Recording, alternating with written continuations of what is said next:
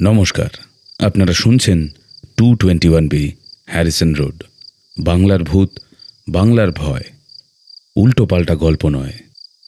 আমি সুমিতেন্দ্র, আর আমার সাথে রয়েছে প্রত্যয়।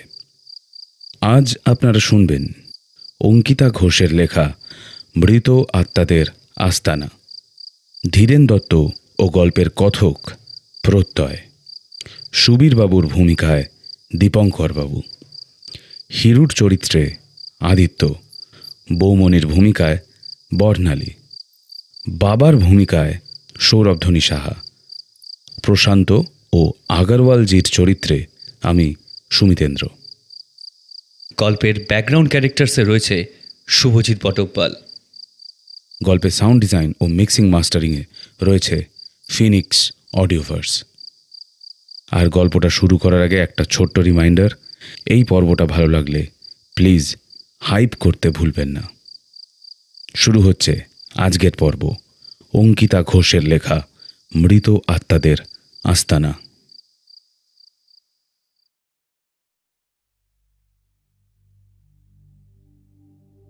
আমি ধীরেন দত্ত, বাসস্থান গঙ্গাপুর। সেখান থেকে রোজ সকাল সকাল আমায় আসতে হয় এই কুসুমহাটিতে। এখানে একটা কারখানায় আমি ম্যানেজারি করি। সকাল 8টার সময় শহর থেকে 2 ট্রাক মাল আসে। সেই মাল গোডাউনে এন্ট্রি করানো থেকে শুরু করে অর্ডারের মাল ঠিকমতো তৈরি হচ্ছে কিনা সেই বিষয়ে তদারকি করা, এবং দিন শেষে সেই অর্ডারি মাল বস্তাবন্দি করে শহরের উদ্দেশ্যে রপ্তানি করানোর পরই আমার ছুটি হয়। কারখানা থেকে স্টেশন যেতে সময় লাগে প্রায় 1 ঘন্টা। সেই 1 ঘন্টার পথটা একেবারেই জনমানবহীন। সকালবেলা তাড়াহুড়োতে এদিক ওদিক না তাকিয়ে সোজা কারখানায় চলে আসি, কিন্তু ফেরার সময় রোজই সেই পথে সেই বন্ধ বাড়িটাকে দেখি। ঘুটঘুটে অন্ধকার, রাস্তাটার পাশে সেই বাড়িটা যেন আমায় টানে। হয়তো হাঁটতে হাঁটতে অনেকটা সময় ধরেই শুধু ওই বাড়িটা ছাড়া দেখার কিছু থাকে না বলেই মনোযোগটা ওটার ওপর বেশি করে কেন্দ্রীভূত হয়ে পড়ে। ব্যাপারটা একটু বুঝিয়ে বললে বোধহয় সুবিধা হবে। আসলে এই এলাকার দূর দূরান্তে আর কোনো ঘর বাড়ি নেই, কোনো লোকালয় নেই। চারিদিকে কেবল ধুধু প্রান্তর। তারই মাঝে ওই 2 তল বিশিষ্ট দণ্ডায়মান বাড়িটা তন্দ্রাচ্ছন্ন প্রহরীর মতো নিঃসঙ্গভাবে একা একা রাস্তার পাশে দাঁড়িয়ে থাকে। এই রাস্তার সব থেকে অন্ধকার জায়গাটা দখল করে। জীর্ণ হলদেটে দেওয়াল, সবজে সবজে কার্নিশ, তার অবশ্য বেশিরভাগই ভেঙে পড়েছে। একতলায় সামনের দিকে একটা সিমেন্ট করে বাঁধানো টানা বারান্দা। না, একেবারে সেকেলে না, হাল ফ্যাশনের। ওই হয়তো 80-র দশকের দিককার হবে। কৌতূহল বশত এই বাড়ির কথা আমি কারখানার মজুরদের জিজ্ঞাসা করেছিলাম। তারা সেইভাবে বাড়িটার বিষয় কিছুই বলতে পারল না। শুধু বুঝলাম বাড়িটা এই কারখানা তৈরি হওয়ার আগে থেকেই এখানে রয়েছে। কেন জানি না, এই বাড়িটার সামনে দিয়ে যাওয়ার সময় আমার খুব অস্বস্তি হয়। মনে হয় কেউ যেন এই বাড়ির ভিতর থেকে হাত ছানি দিয়ে আমায় ডাকে। নিস্তব্ধ পরিবেশে এই বাড়ি যেন স্তব্ধতা ভঙ্গ করে কিছু বলতে চায় আমায়। মৃত্যুর মতো নিশ্চিত বাড়িটা আমার মনে যেন কোনো অস্ফুট অভিব্যক্তিকে নাড়া দেয়। এই অভিব্যক্তির অনুভূতি মধুর না আতঙ্কের তা বলতে পারবো না। মাঝে মাঝে মনে হয় ওই বারান্দার উপর দরজাটার বন্ধ তালা ভেঙে একবার অন্তত বাড়িটার মধ্যে আমি ঢুকে পড়ি। কিন্তু সেই কাজ করলে কে কি ভাববে কে জানে। শেষকালে দেখব হয়তো পুলিশ আর আদালতে নিয়ে আমায় টানাটানি করছে। তাই ওই দুঃসাহসটি আর দেখায়নি কোনোদিন। তবে কপালের লিখন খণ্ডায়কে এভাবে এই বাড়িতে আমায় প্রবেশ করতে হবে তা আমি কল্পনাও করিনি।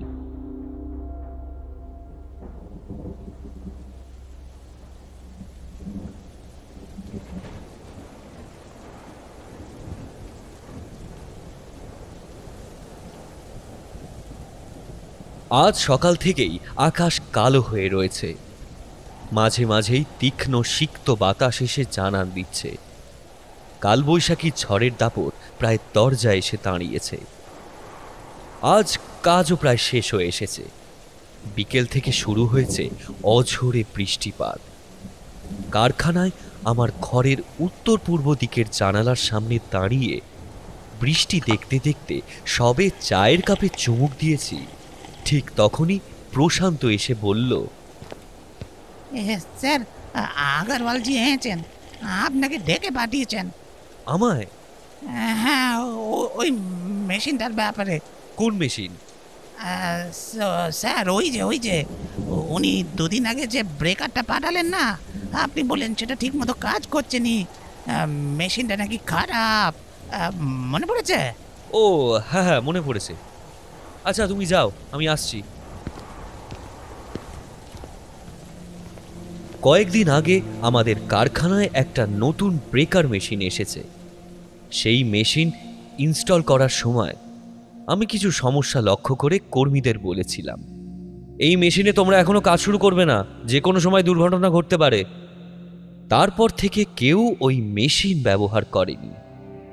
আজ হয়তো এই জন্যই আমাদের মালিক আগারওয়ালজি এসেছেন। আমি তাড়াতাড়ি চা শেষ করে মালিকের ঘরে প্রবেশ করলাম।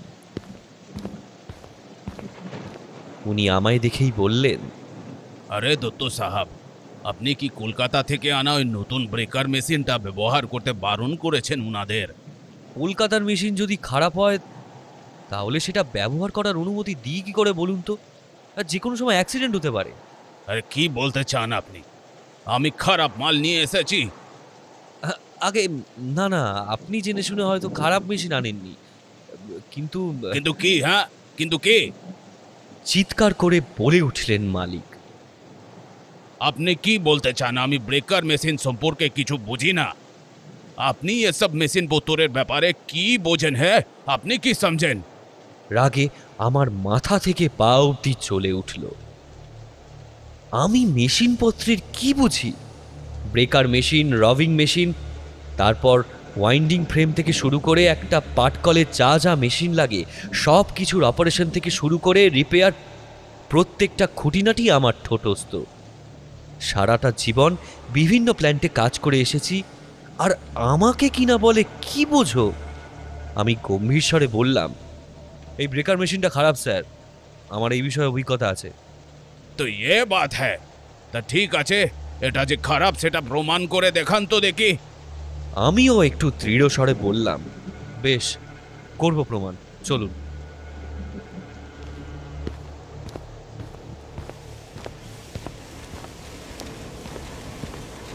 মালিকের সঙ্গে আমি কারখানার ফ্লোরে নামলাম। আর কি, তারপরেই কেল্লা ফতে।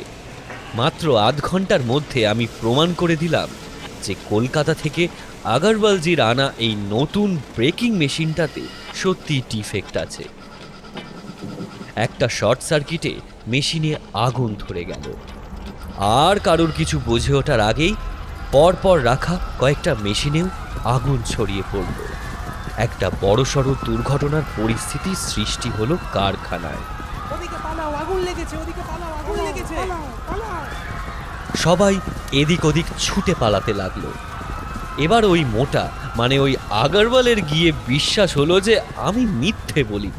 যাই হোক, অনেক কষ্টসাধ্য করে আগুন নেভানো গেলে, সব ঝামেলা ঝঞ্ঝাট মিটলে আমি কিঞ্চিত হেসে আমি মালিকের দিকে তাকিয়ে বুঝিয়ে দিলাম যে আর যাই হোক, এই জুট ফ্যাক্টরির যাবতীয় মেশিনপত্র সম্পর্কে আমার অভিজ্ঞতা ওনার থেকে অনেক বেশি।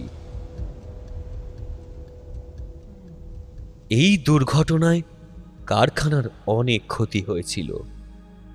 সব কিছু সামলাতে সন্ধ্যা হয়ে গেল সেদিন। ততক্ষণে ঝড় বৃষ্টির প্রকোপ একটু কমেছে। আমি ওই অবস্থাতেই বেরিয়ে পড়লাম, কিন্তু অন্ধকার পথ দিয়ে ছুটে যখন স্টেশনের দিকে যাচ্ছি, তখনই আকাশ ভেঙে বৃষ্টি নামল।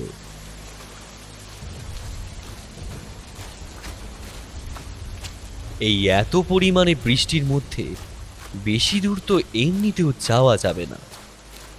এমন সময় আমার দৃষ্টি পড়ল সেই নিঃসঙ্গ বাড়িটার দিকে। বাড়ির সামনে যে টানা বারান্দা মতো করা আছে, আমি সেই দিকেই ছুটে গেলাম। বৃষ্টি না কমলে আর এগোনোর জো নেই।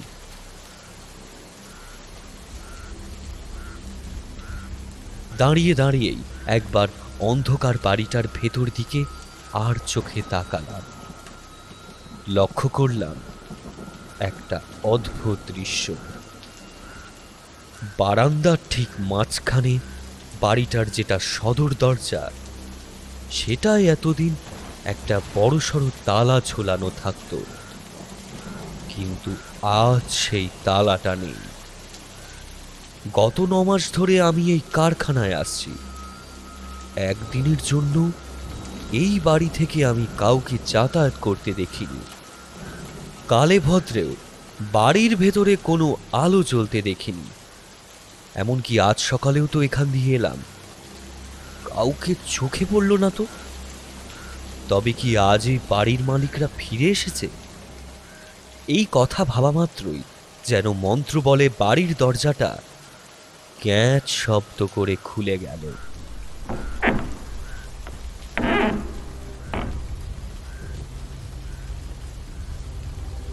রাত যত বাড়ছে ততই বৃষ্টির তোড় বাড়তে লাগলো। আমি বোকার মতো হাঁ করে দাঁড়িয়ে রইলাম। কি আর করব, বসারও তো একটা জায়গা নেই কোথাও। রাস্তাতেও কাউকে দেখলাম না যে কোনো রকমের সাহায্য চাইব। কোনো গাড়ি ঘোড়াও কোথাও নেই। ওই একটা অ্যাম্বুলেন্স কেবলমাত্র পেরিয়ে গেল মাঝে।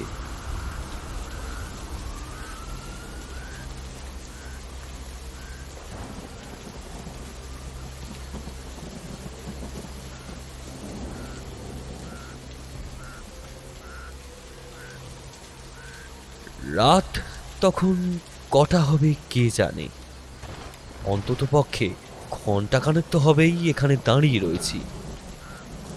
আমি সচক্ষে দেখলাম বাড়ির ভিতর থেকে কেউ যেন হাতে টর্চ নিয়ে বাইরে বেরিয়ে আসছে। সর্বনাশ, আমায় চোর জোচ্চোর ভাবছে না তো? তাহলে কি এখান থেকে সরে যাব? কিন্তু এই বৃষ্টির মধ্যে স্টেশন অবধি যাবই বা কি করে? আর তাছাড়া হঠাৎ করে পালাতে যাবই বা কেন? বৃষ্টির মধ্যে আমি তো আর ওদের বাড়ির মধ্যে আশ্রয় নিতে যাইনি।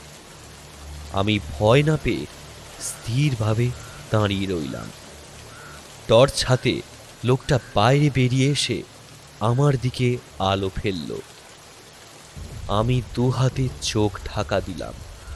আরে ধীরেন না? আমার নাম ধরে কি ডাকলো? আমি নিজের দৃষ্টিকে আলোতে একটু ধাতস্থ করে নিয়ে দেখলাম, আরে ইনি তো আমার স্কুলের বাংলা শিক্ষক সুবীর বাবু। এককালে উনি ছিলেন আমার আদর্শ। ছিলেন কেন বলছি, আজও আছেন। সারা জীবন আমি ওনাকে সম্মান করে এসেছি, ভালোবেসে এসেছি। ওনার মতো পরোপকারী হতে চেয়েছি, কিন্তু আজ এত বছর এভাবে ওনার দেখা পাবো আশাই করিনি। স্যার, আপনি এখানে? এই বাড়িটা আপনার? সেসব কথা পরে হবে, আগে ভেতরে এসো তো, ভেতরে এসো।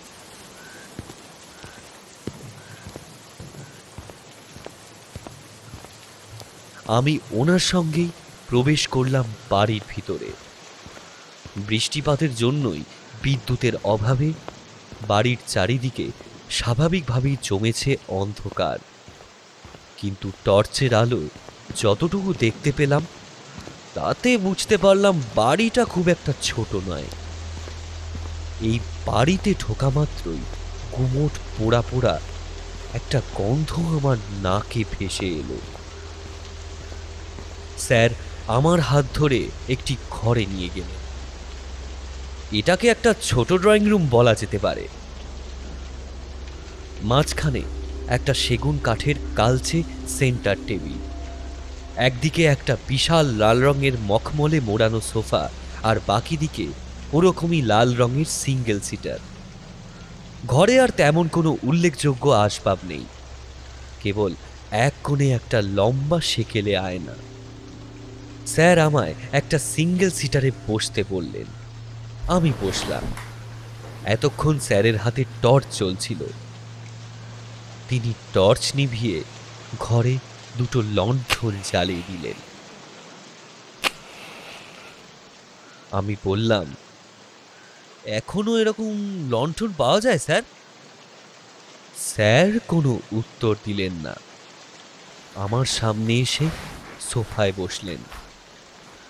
লণ্ঠনের আলোতে স্যারকে আমি এখন পরিষ্কার দেখতে পাচ্ছি। ভদ্রলোকের যেন একটুও বয়স বাড়েনি, এখনো সেই একই রকম রয়ে গেছেন। কিন্তু একটা কথা আমি কিছুতেই মনে করতে পারছি না। স্কুল ছাড়ার পরে একবার স্যারের নামে কিছু একটা খবর শুনেছিলাম। সেই খবরটা যে কি পেটে আসলেও মুখে আসছে না। এমন সময় সেই পোড়া পোড়া গন্ধটা আরো বেশি করে আমার নাকে এসে ধাক্কা মারল। স্যার আমার দিকে তাকিয়ে হেসে বললেন, রাত তো অনেক হলো, এবারে শুরু করা যাক। আমি ভ্রু কুঁচকে বললাম, আগে কি শুরু করব? আলাপ পর্ব। ওনার সঙ্গে নতুন করে কি বা আলাপ করব জানি না। অপ্রস্তুত হয়ে আমি হেসে বললাম, আপনার এই বাড়ি থেকে কিছু দূর এগোলেই একটা এই যে আগারওয়াল জুট মিল পড়বে, আমি সেখানেই কাজ করি। রোজ যাতায়াতের পথে এই বাড়িটা দেখি, কিন্তু একবারের জন্য কল্পনা করিনি যে বাড়িটা আপনার হতে পারে। স্যার হেসে বললেন, জানো তো, এই বাড়ি কেবল আমার নয়, এই বাড়ির মালিকানা একবার হাত বদল হয়। আজ যেমন আমার হাতে এসেছে, আগামীকাল আবার অন্য কারোর হাতে চলে যাবে। স্যারের কি মাথার গন্ডগোল হলো? হতে পারে, বয়স তো নেহাত কম হয়নি। আমি প্রসঙ্গ পাল্টে বললাম, বাড়িটা এত সুন্দর যে মাঝে মধ্যে ইচ্ছা করতো এই বাড়িটা একটু ঢুকতে। কিন্তু এই বাড়িতে ঢোকার জন্য নির্দিষ্ট একটা সময় নির্ধারণ করা আছে। সেই সময় না আসলে আজও তুমি এই বাড়িতে প্রবেশ করতে পারতে না। সুবীরবাবু এত হেঁয়ালি করে কথাবার্তা বলতেন না। ওনার সঙ্গে আজ এক ঘরে বসে থাকতে একটু অস্বস্তি বোধ করছিলাম। ওনার কথাগুলোর মধ্যে গুরুগম্ভীর ভাব ছিল। আমার কেন জানি না একটু ভয় ভয় করছিল। পোড়া গন্ধটা আরো বেশি করে নাকে আসছিল। এমন সময় স্যার বললেন, এসো, তোমার সঙ্গে আজ আবারও সবার আলাপ করিয়ে দেব। কারা আলাপ করবে স্যার? হ্যাঁ, সবাইকেই তুমি চেনো। এসো হিরু, ভেতরে এসো। স্যার দরজার দিকে তাকিয়ে একজনকে ডাকলেন। ঢুকে এলো একটা ছেলে। ছেলেটাকে চেনা চেনা ঠেকল। আগে কোথায় দেখেছি একে? ছেলেটি ঘরে প্রবেশ করে আমার দিকে তাকিয়ে বলল, চিনতে পারছো ধীরুদা? ধীরুদা নামটা শুনেই আমার মনে পড়ে গেল ছেলেটাকে আমি এর আগে কোথায় দেখেছি। গঙ্গাপুর হাই স্কুলের পাশে একটা চায়ের দোকানে আমরা কয়েকজন বন্ধু মিলে রোজ চা খেতে যেতাম। সেখানেই এই ছেলেটা কাজ করত। ওকে আমি খুব স্নেহ করতাম। অনেক দিন সেই চায়ের দোকানে আর যাওয়া হয় না। কিন্তু একটা কথা কিছুতেই যেন মনে করতে পারছি না। অনেক দিন আগে একবার হিরুর নামে একটা খবর শুনেছিলাম, সেই খবরটা যে কি, সেটা পেটে আসলেও না মুখে আসছে না। এই তুই এখানে কি করছিস হিরু? হিরু আমার কথার কোনো উত্তর না দিয়ে আমার বাঁ পাশের চেয়ারে এসে বসল। লক্ষ্য করলাম ওর গলায় জমাট বাঁধা একটা লাল রঙের দাগ রয়েছে। এই রকম দাগ ওর গলায় আমি কোনোদিনও দেখিনি। এদিকে সেই পোড়া পোড়া গন্ধটা ক্রমেই বৃদ্ধি পাচ্ছে। বাইরে প্রবল ঝোড়ো বাতাস এবং বৃষ্টিপাতের শব্দে বুঝতে পারলাম এই বৃষ্টি খুব সহজে ধরবে না। এমন সময় স্যার বললেন, আরও কয়েকজন আসছে, ওই যে পায়ের শব্দ শুনতে পাচ্ছ? কথাটার মধ্যে একটা চাপা রহস্য ছিল, যেটা শুনে আমার গায়ে কাঁটা দিয়ে উঠল। আমি থেমে থেমে প্রশ্ন করলাম, কে কে আসছে? মৃদু একটা পায়ের শব্দ। না না, নুপুর পরা পায়ের শব্দ আস্তে আস্তে এই ঘরের দিকে এগিয়ে আসছে। কয়েক সেকেন্ডের মধ্যে ঘরে প্রবেশ করল একজন 19-20 বছরের মেয়ে। একেও কোথাও যেন দেখেছি। মেয়েটি আমার দিকে তাকিয়ে বলল, কেমন আছো ঠাকুরপো? বৌমণি, আমার বৌমণি। আমার যখন 8 বছর বয়স তখন বরদা বৌমণিকে বিয়ে করে বাড়িতে এনেছিলেন। বৌমণি আমায় নিজের ভাইয়ের মতো যত্ন করত, কিন্তু একটা কথা কিছুতেই যেন মনে করতে পারছি না। বৌমণির সঙ্গে জড়িত কিছু ঘটনা চোখের সামনে দেখেছিলাম ঠিকই, কিন্তু সেই ঘটনা যে কি সেটা পেটে আসলেও মুখে আসছে না। বৌমণি আমার ডান পাশের চেয়ারে এসে বসল।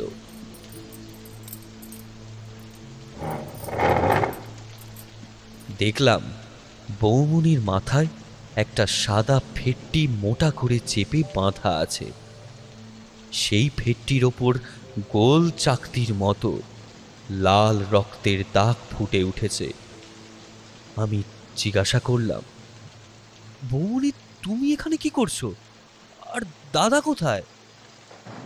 বৌমণি হেসে বলল,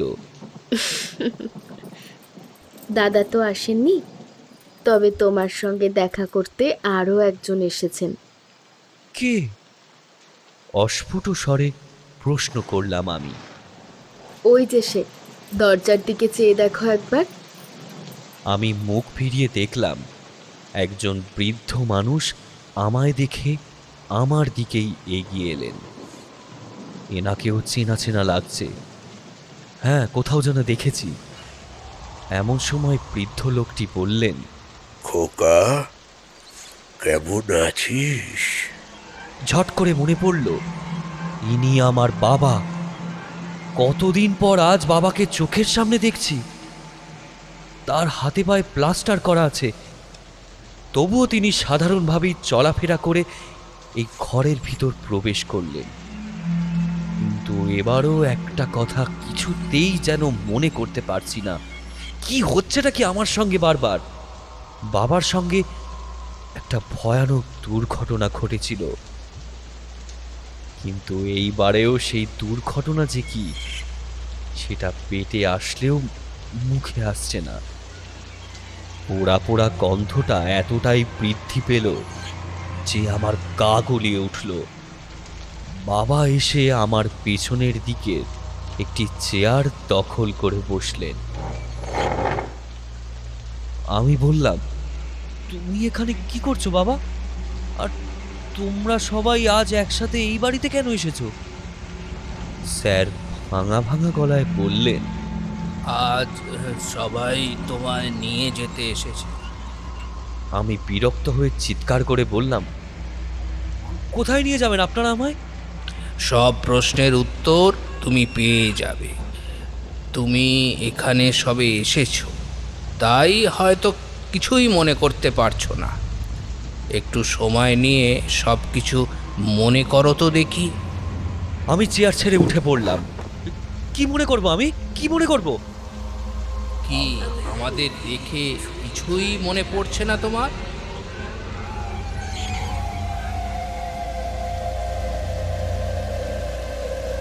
স্যার, হিরু, বৌমনি, বাবা একত্রে এই প্রশ্নটা করলো। ওদের দিকে তাকিয়ে আমার বুকের ভিতরটা ধক করে উঠল। পোড়া পোড়া পিটকেল গন্ধের জন্য তখন প্রায় মরতে বসেছি। তার উপর ওদের এই রূপ দেখে আমি আঁতকে উঠলাম। ওদের প্রত্যেকের শরীর আর সুস্থ স্বাভাবিক জ্যান্ত মানুষের মতো নেই।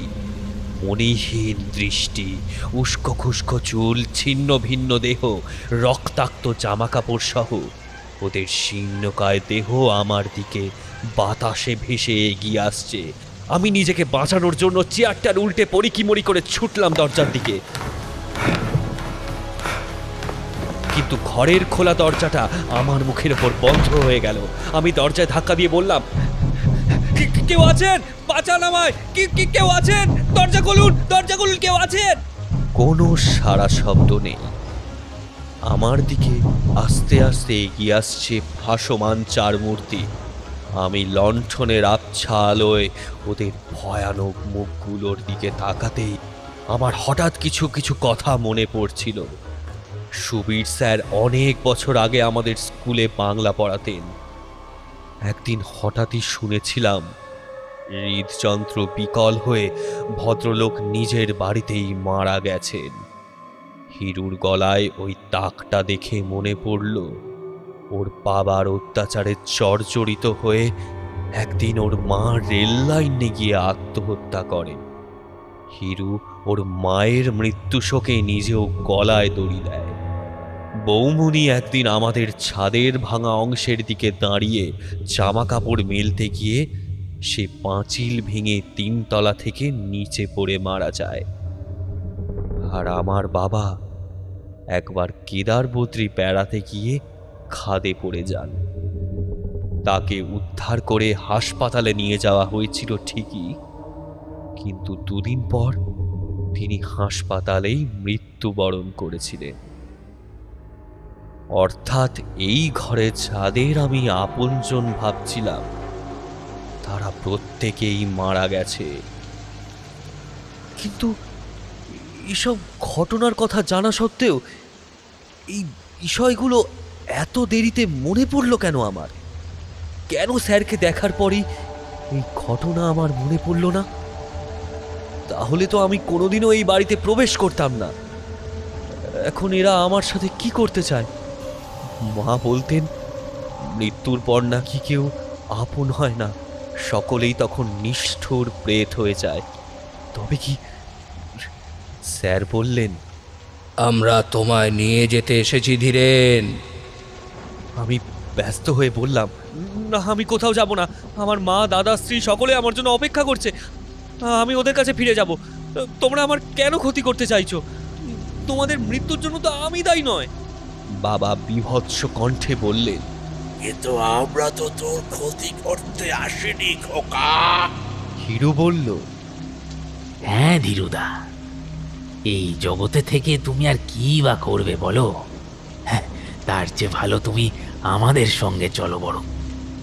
বৌমনি বলল, হ্যাঁ ঠাকুরপো, আমরা যেখানে নিয়ে যাব সেখানে কোনো কষ্ট নেই, কোনো দুঃখ নেই, যন্ত্রণা নেই, আশা নেই, আকাঙ্ক্ষা নেই, হিংসে নেই, বিদ্বেষ নেই।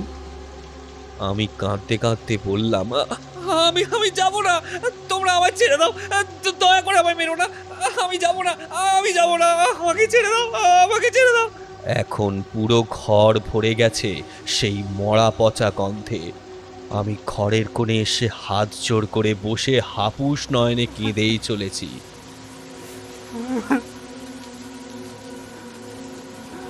এমন সময় স্যার বললেন, আমাদেরও প্রথম প্রথম মানতে কষ্ট হতো, কিন্তু সত্যিটা মানতে পারলেই মরণ জীবনের থেকেও অধিক সুখের।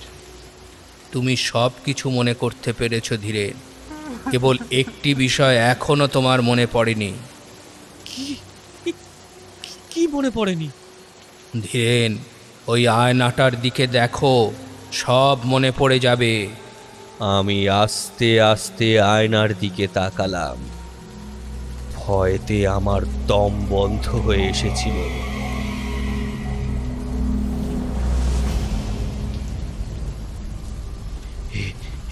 কি ভয়ানক দৃশ্যের সম্মুখীন হলাম আমি! এই দৃশ্যগুলো আমার সামনে দাঁড়ানো ভাসমান প্রেতাত্মাগুলোর থেকেও অধিক ভয়ানক। আমি দেখলাম আয়নার সামনে দাঁড়ানো মানুষটার শরীর জ্বলে পুড়ে ছারখার হয়ে গেছে। এই আয়নার সামনে দাঁড়ানো মানুষটা আর কেউ নয়, আমি নিজেই। সঙ্গে সঙ্গে আমার মনে পড়ল, আজ কারখানায় সেই ব্রেকার মেশিনের গুণমান বিচার করার সময় শর্ট সার্কিট হয়ে সেই ঘরে আগুন লেগে যায়, এবং সেই সময় বাকিরা ঘর থেকে পালিয়ে গেলেও আমার জামাটা মেশিনের কলকবজায় আটকে যায়।